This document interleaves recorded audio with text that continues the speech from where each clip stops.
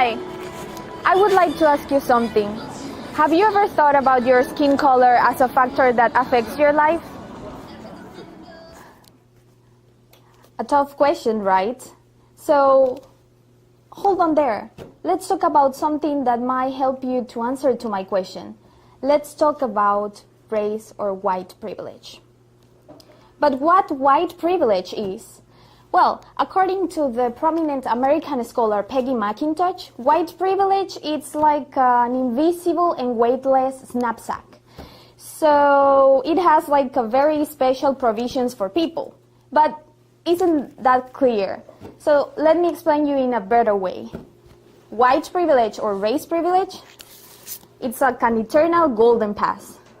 But actually it's not this piece of paper, but your skin color or skin whiteness. So it doesn't matter if you're Latin American, European, or Asian. It is your skin whiteness what will give you the advantages or access to everything you want. So could you imagine yourself living all your life with this golden pass, which is your whiteness?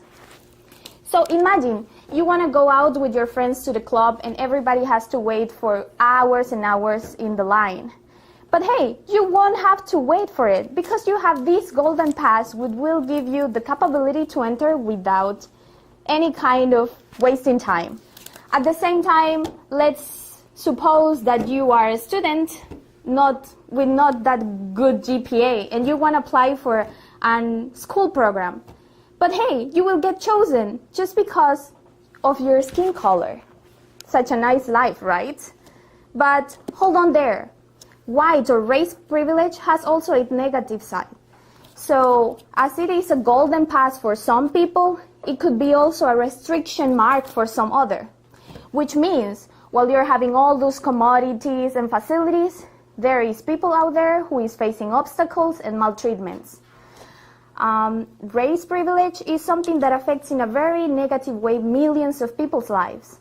And all of that just because they do not fulfill those whiteness standards. So could you imagine now yourself living the rest of your life with those restriction mark?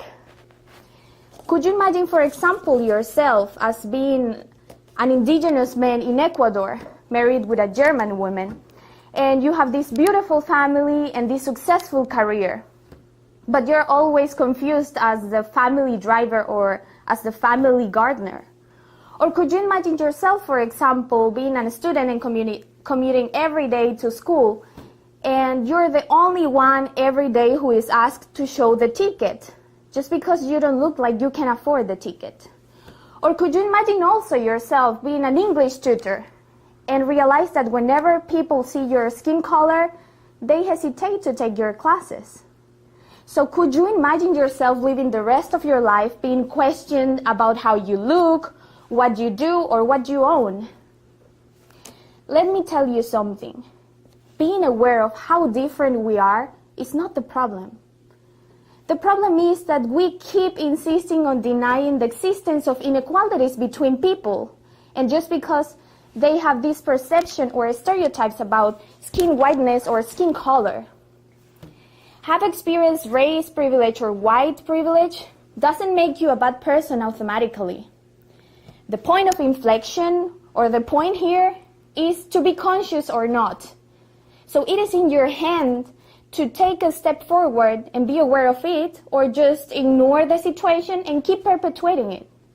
Guys, we do play an important role in other people's life, which means your active or passive actions do have consequences. And it is in our hands to decide whether those consequences are good or bad for other people. So after all of this, let me ask you again. Do you think your skin color is a factor that affects your life? Or a better question, and regardless your position about this, what would you do after knowing this? What would you do from now?